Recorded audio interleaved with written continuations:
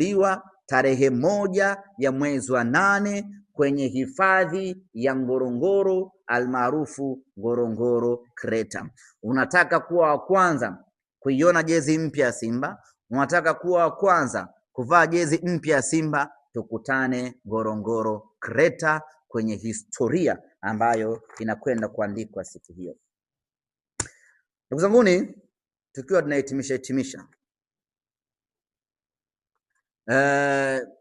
sehemu ambayo tunakwenda kufanya uzinduzi wetu. Fetete, mbona anaangalia kwa huruma sana? Una 60,000 au toboi au pandi gari? Huruma sio malezi. Tafuta 60,000, nenda kauze biliani, uje ulipe nauli. Ndugu zanguni,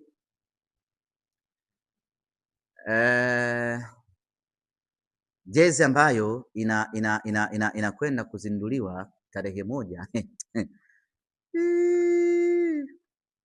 ni jezi ya hatari sana. Ni jezi ambayo itakwenda kuandika historia mpya ya jezi Tanzania.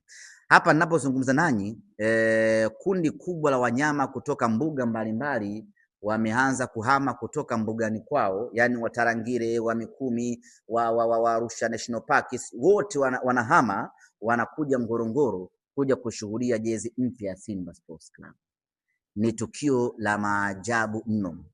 Jana nimezungumza na maafisa wa Ngorongoro, wakanambia kuna ongezeko kubwa la wanyama ndani ya siku hizi mbili